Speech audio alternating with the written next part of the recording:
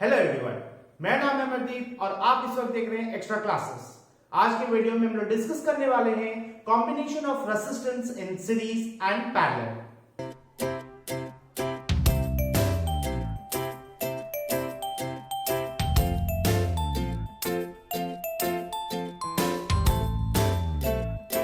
Resistance को हम लोग दो तरीके से कंबाइन कर सकते हैं, फर्स्ट सीरीज कॉम्बिनेशन में और दूसरा पैरेलल कॉम्बिनेशन में।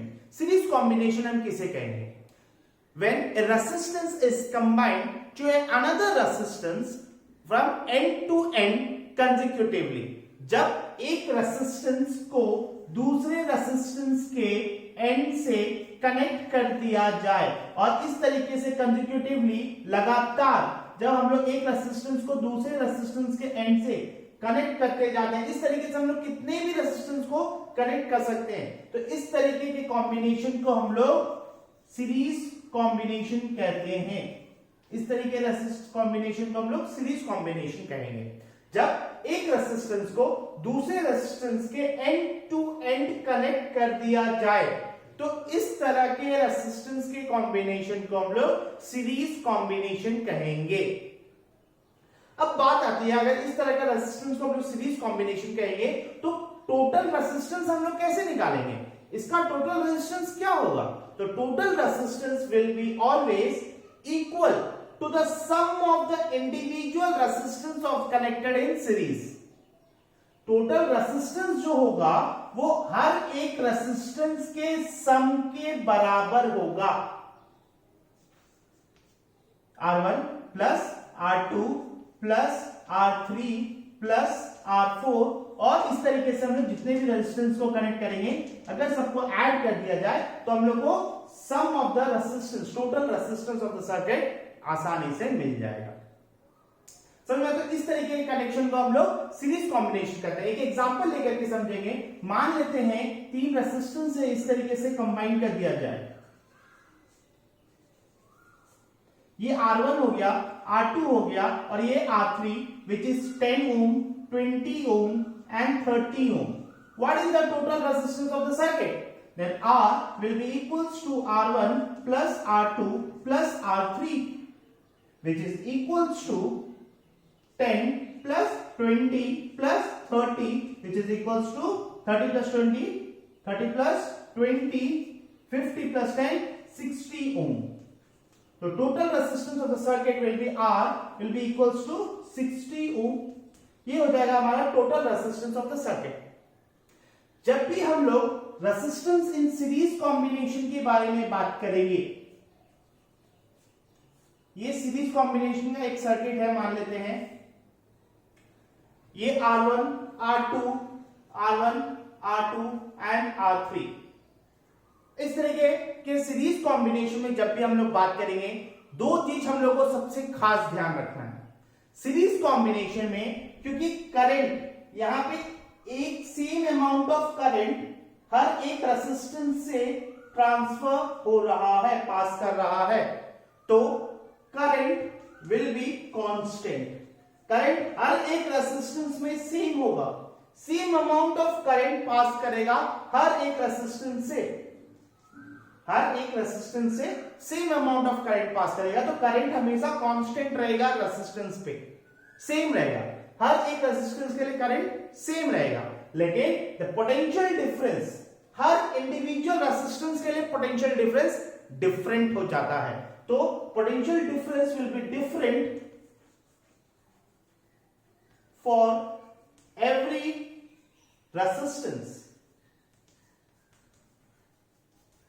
क्योंकि यहां पे रेजिस्टेंस जो है सीरीज में कनेक्टेड है, तो हर एक रेजिस्टेंस के एंड्स पे जो पोटेंशियल डिफरेंस हमारा आएगा वो डिफरेंट आने वाला है।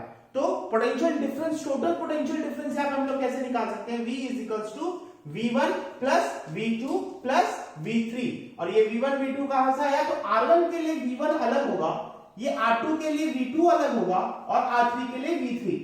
मतलब हर एक रेजिस्टेंस के एंड्स पे जो पोटेंशियल डिफरेंस होगा वो डिफरेंट हो जाएगा, चेंज हो जाएगा। इसीलिए जब भी हम लोग सीरीज कॉम्बिनेशन में बात करते हैं तो current will be constant for every resistance, हर एक रेजिस्टेंस के लिए करंट हमारा कांस्टेंट होगा, लेकिन हर एक रेजिस्टेंस के लिए पोटेंशियल डिफरेंस जो होगा वो डिफरेंट हो जाएगा।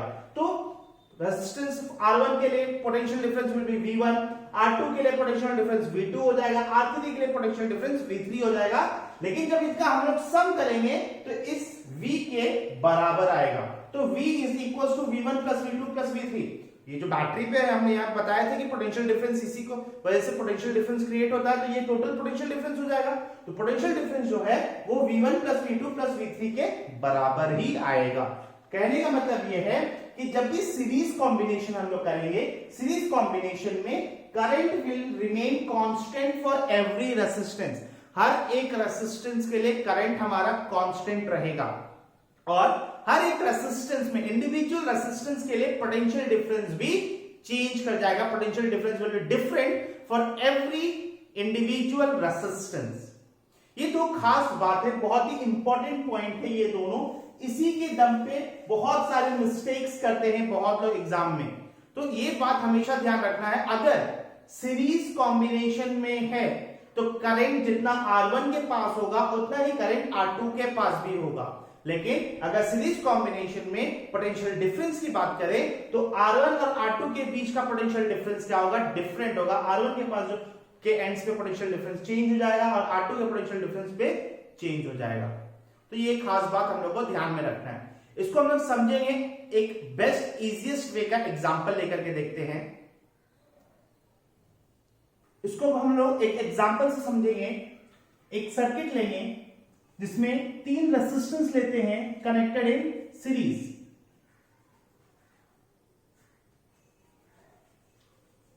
ये 3 रेजिस्टेंस लिए हैं कनेक्टेड इन सीरीज, ठीक है। पॉजिटिव एंड नेगेटिव करंट का डायरेक्शन ये हो गया हमारा।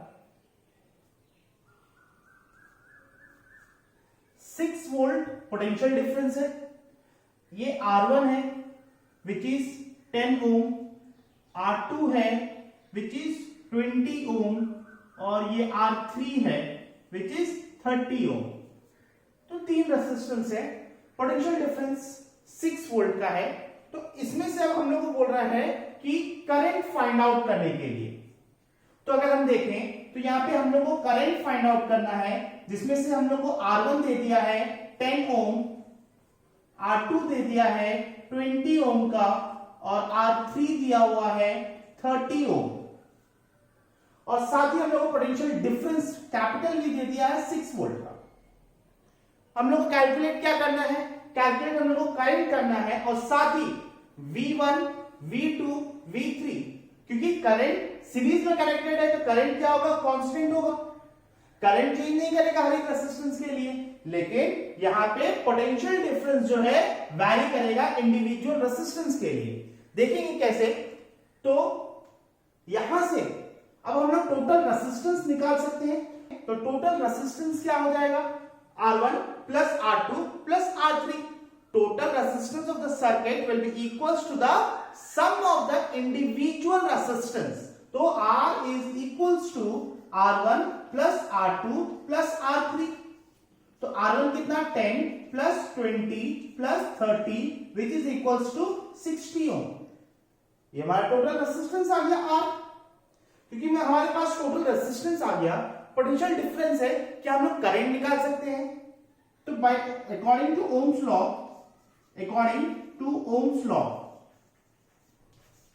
ओम्स लॉ की मदद से I is equals to V by R। I निकालना है हम लोग को। पोटेंशियल डिफरेंस हमारा कितना है? 6 डिवाइडेड बाई R कितना है? 60। तो ये जाएगा 1/10 which is equals to 0.1 ampere. 0.1 ampere ये हमारा करंट आ गया 0.1 एम्पियर का। अब जब हम लोग के पास करंट है, रेजिस्टेंस है, क्या हम लोग V1, V2 और V3 निकाल सकते हैं? अलग अलग V1, V2, V3 निकाल लेंगे। तो जब I हम लोग के पास है 0.1 एम्पियर, 0.1 एम्पियर का और साथ ही हम लोग को R1 है हमारे पास कितना? 10 ओम का। तो क्या हम लोग यहां से V1 निकाल सकते हैं? V1 निकालने के लिए क्या करेंगे? ओम्स लॉ का फॉर्मूला यूज करेंगे। तो ओम्स लॉ क्या हो जाएगा? V1 is equals to R1 into I. Potential difference कहां पे, तो फर्स्ट रेसिस्टेंस के अक्रॉस द एंड्स में पोटेंशियल डिफरेंस कितना होगा, तो V1 is equal to R1 into आई।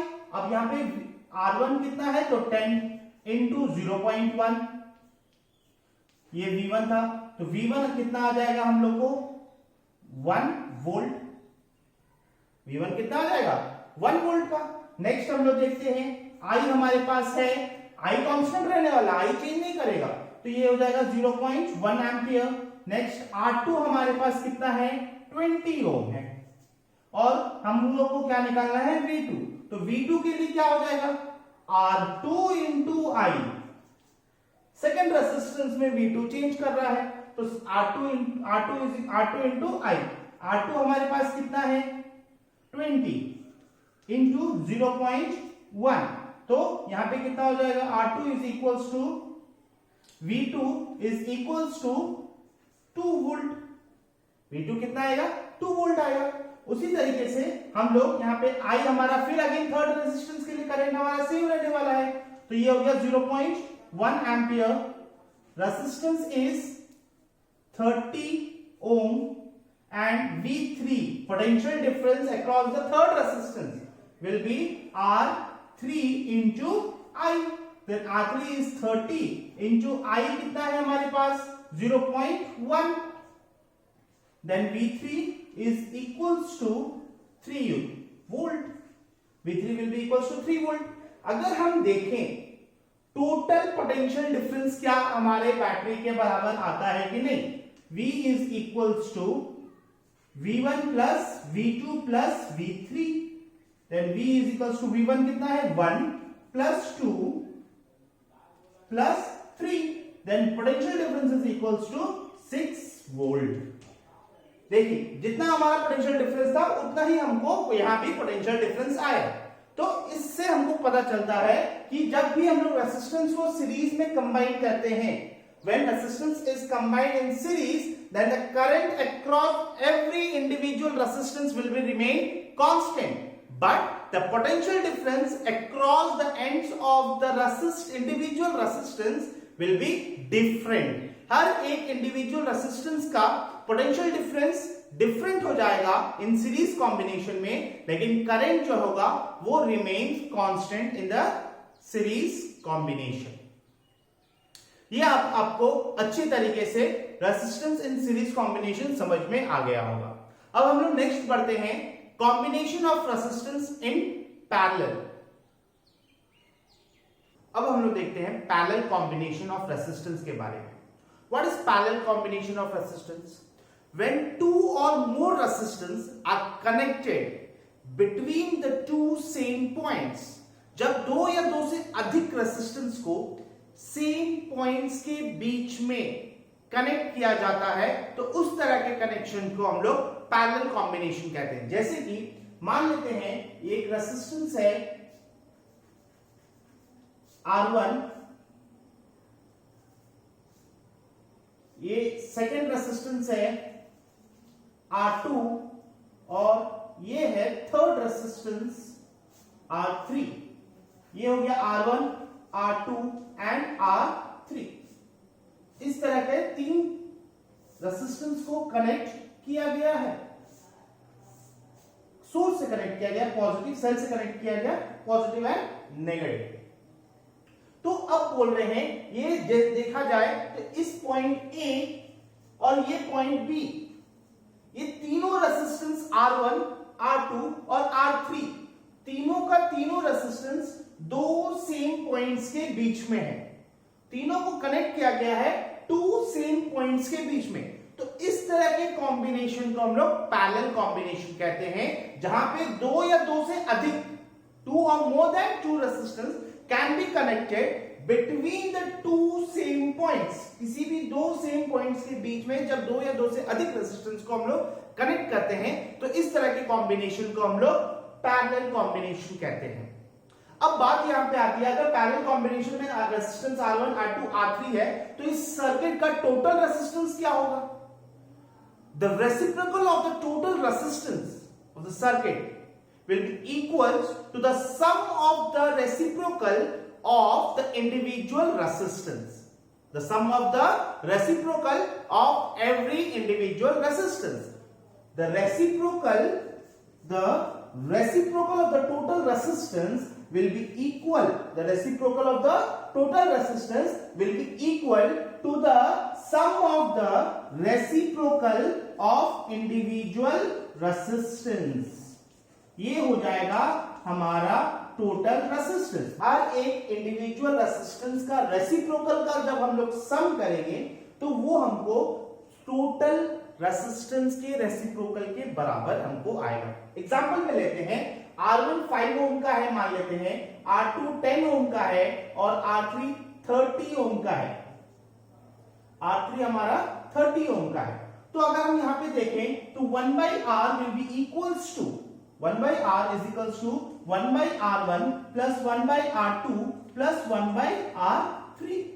तो 1/R1, R1 कितना है 5 ओम का है तो 5 हो गया, प्लस R2 कितना है 10 ओम का है तो यहाँ पे 10 हो गया, R3 कितना है 30 ओम का है तो 1/30 हो गया, which is total resistance 1/R।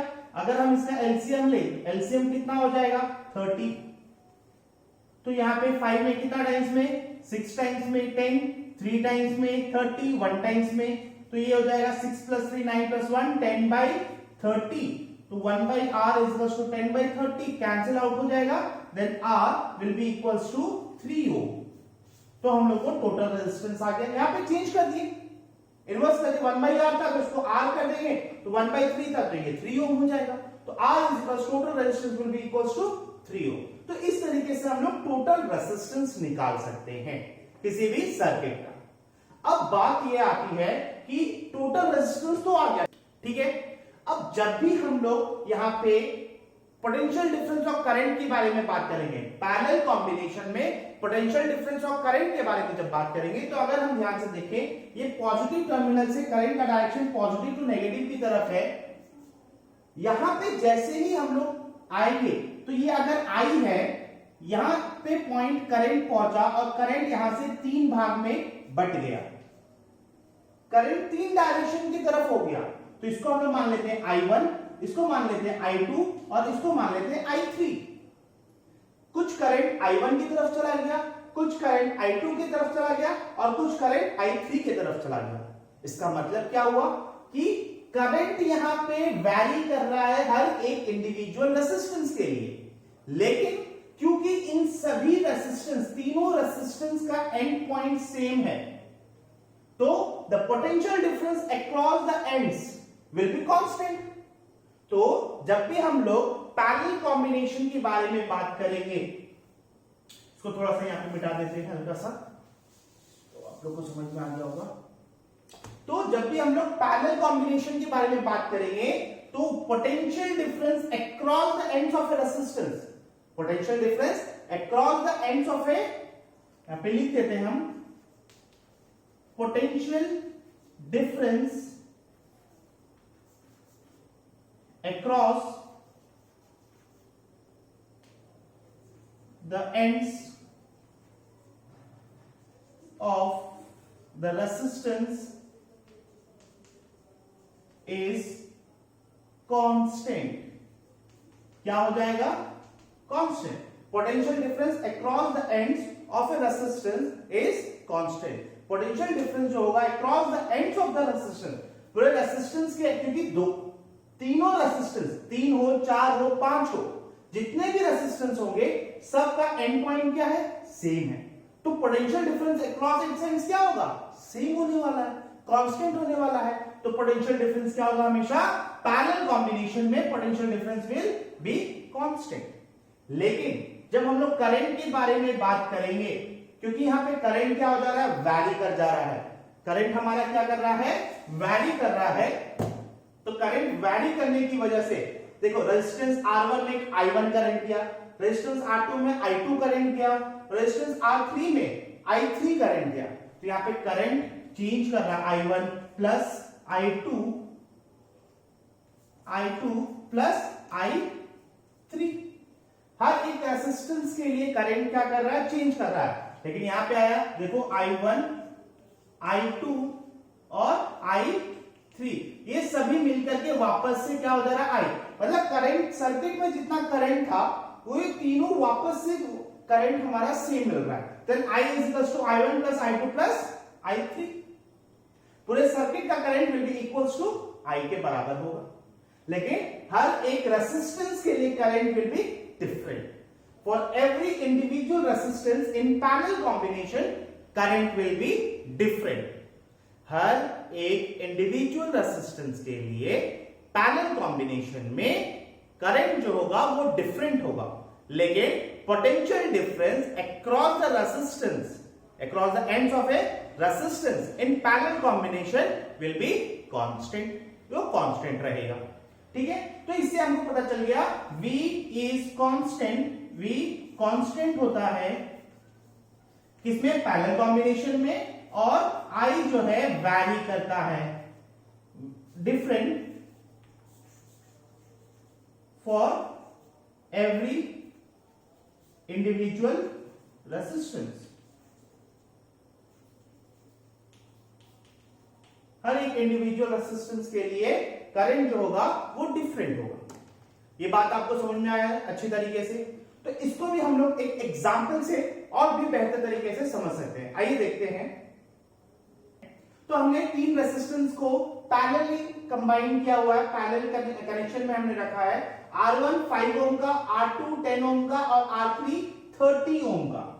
R3 कितना है? तो 30 ओम का है, और potential difference across the circuit लिए हैं, 12 वोल्ट का सोर्स ले लिए हैं, तो 12 वोल्ट हो गया पोटेंशियल डिफरेंस हमारा। तो अब हम लोग को इसमें से टोटल करंट निकालना है, करंट इन द सर्किट, और साथ ही निकालना है R1 के लिए कितना करंट होगा, R2 के लिए कितना करंट होगा और R3 के लिए करंट होगा कितना, क्योंकि पैरेलल कॉम्बिनेशन है। करंट हर एक रेजिस्टेंस के लिए डिफरेंट होगा और पोटेंशियल डिफरेंस कांस्टेंट रह जाएगा। तो हम लोग यहाँ पे सबसे पहले हम लोग को टोटल रेजिस्टेंस निकालना पड़ेगा। अभी अभी हमने देखा टोटल रेजिस्टेंस इसका 1/R is equals to 1/R1 plus 1/R2 plus 1/R3 which is almost equals to R is equals to 3 ohm। हमने अभी अभी थोड़ा देर पहले इसका निकाला था, जस्ट इसी का 5, 10 और 30 के लिए। ठीक है, तो हमें निकल गया था total resistance R is equals to 3 ohm। तो यहां से हम लोग को V हम लोग को पता चल गया है 12 वोल्ट है।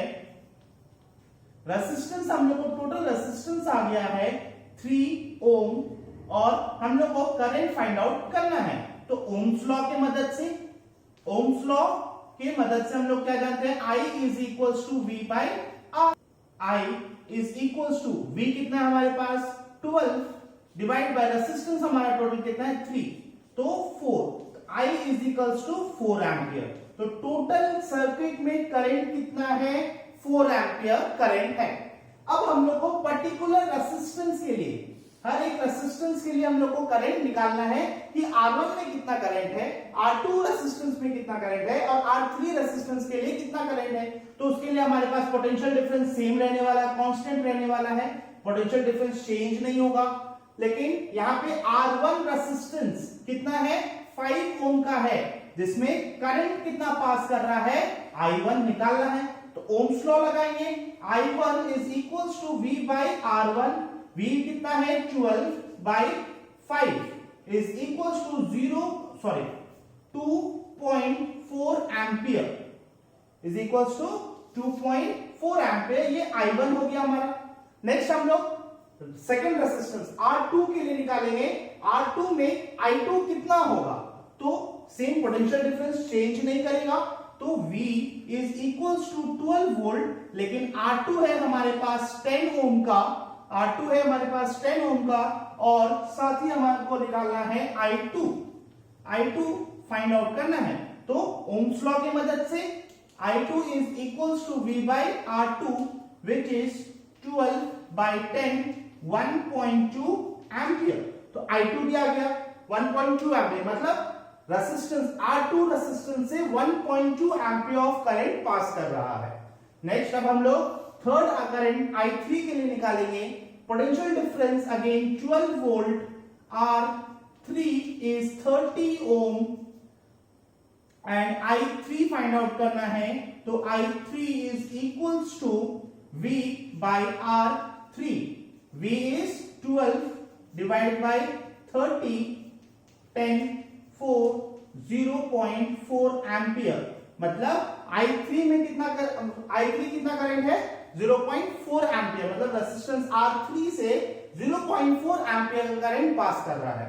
अगर हम टोटल करंट निकालें I is equals to I1 plus I2 plus I3, तो I will be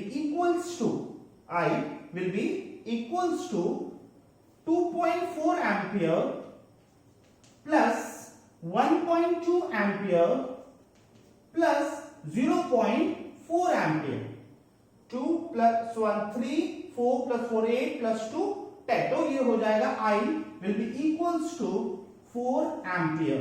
तो टोटल करंट कितना हुआ 4 एम्पियर, टोटल करंट हमको कितना आया था 4 एम्पियर। तो total current remain same, constant रहे, मतलब कि सर्किट में जो करंट होगा वो सेम रहेगा, लेकिन हर एक इंडिविजुअल रेजिस्टेंस के लिए करंट डिफरेंट होगा। तो एक चीज खास ध्यान रखना है सीरीज और पैरेलल कॉम्बिनेशन में। सीरीज कॉम्बिनेशन में जब भी हम बात करेंगे तो in the series combination total resistance is the sum of the all the individual resistance. Total resistance is the sum of the all the individual resistance, and in series combination the potential difference will be different for every individual resistance and current will remain constant for every individual resistance. और जब हम लोग parallel combination के बारे में बात करेंगे, the reciprocal of the total resistance will be equal to the sum of the reciprocal of the every individual resistance. ये हो जाएगा हमारा sum of the total resistance। और साथ ही जब भी हम लोग parallel combination की बात करेंगे तो potential difference across the resistance will be always constant, but the current for every individual resistance will be different in parallel combination. Parallel combination और सीरीज कॉम्बिनेशन के बहुत सारे डिसएडवांटेज और एडवांटेज है। जैसे कि हम लोग पहले डिसएडवांटेज बात कर लेते हैं सीरीज कॉम्बिनेशन में। सीरीज कॉम्बिनेशन में क्या होता है, अगर हम लोग सीरीज कॉम्बिनेशन करते हैं, एक सीरीज कॉम्बिनेशन का यहाँ पे हम लोग एग्जांपल दे देते हैं। ये सीरीज कॉम्बिनेशन है। इस सीरीज कॉम्बिनेशन में अगर मान लेते हैं R1 R2 और R3 है, जिसमें से R1 प्रॉपर्ली वर्क कर रहा है, R3 प्रॉपर्ली वर्क कर रहा है। अगर R2 वर्क नहीं करेगा प्रॉपर्ली तो ना R3 कंप्लीट कर पाएगा ना R1 ठीक से काम कर पाएगा। In a series combination if one electrical appliance will stop working due to some reason, then all the electrical appliance will stop working due to incomplete circuit. दूसरा चीज, सीरीज कॉम्बिनेशन में सिर्फ एक ही स्विच होता है। हर एक अप्लायंस के लिए या फिर हर एक रेसिस्टेंस के लिए हम अलग अलग स्विच नहीं लगा सकते हैं। पूरे सीरीज कॉम्बिनेशन में सिर्फ और सिर्फ एक सिंगल स्विच ही होगा। अब दूसरी बात, सीरीज कॉम्बिनेशन में क्योंकि पोटेंशियल डिफरेंस हर एक रेसिस्टेंस का अलग अलग होता है, जिसके कारण हर एक रेसिस्टेंस को proper potential difference, proper voltage नहीं मिल पाता है। तो ये कुछ डिसएडवांटेज थे सीरीज कॉम्बिनेशन के। पैरेलल कॉम्बिनेशन में हर एक रेसिस्टेंस के लिए सेपरेट स्विच हम लगा सकते हैं। हर एक, मान लेते हैं ये रेजिस्टेंस एक अलग अप्लायंस है, R2 एक अलग अप्लायंस है, R3 एक अलग अप्लायंस है, ये बल्ब है, ये फ्रिज है, ये टीवी है। इन तीनों के लिए हम अलग अलग स्विच लगा सकते हैं। अगर इन तीनों को हम सीरीज में कंबाइन कर दें तो इन तीनों का स्विच हम लोग को एक ही है। अगर हमको फ्रिज और टीवी नहीं चलाना है, सिर्फ हम लोग को बल्ब जलाना है, फिर भी हम लोग को ये तीनों ऑन करके रखना पड़ेगा। लेकिन हम लोग पैरेलल कॉम्बिनेशन में क्या है, तीनों को सेपरेट स्विचेस से हम लोग डिवाइड कर सकते हैं और तीनों के लिए अलग अलग स्विच दे सकते हैं। अगर इन तीनों में से बल्ब अगर बंद भी हो जाए, खराब भी हो जाए, तो बाकी के दो अप्लायंस हमारे चलेंगे। ये सबसे बेस्ट बेनिफिट है पैरेलल कॉम्बिनेशन में कि अगर हमारा कोई एक अप्लायंस भी खराब होता है तो उसकी वजह से पूरे घर का या फिर पूरे सर्किट के किसी भी तरह का नुकसान नहीं होगा। हमारा बाकी का अप्लायंस जो है प्रॉपर्ली वर्क करेगा और टोटल रेजिस्टेंस इसमें काफी कम हो जाता है। ऐसे लोड क्या हो जाता है, कम पड़ जाता है और पोटेंशियल डिफरेंस हर एक रेजिस्टेंस के लिए सेम रहता है। ये सबसे बड़ा एडवांटेज था पैरेलल कॉम्बिनेशन में।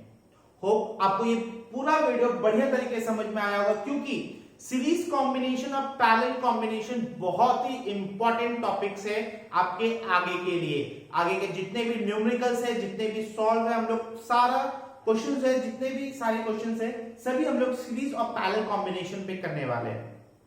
आज की क्लास में बस इतना ही। होप आपको ये वीडियो पसंद आया हो।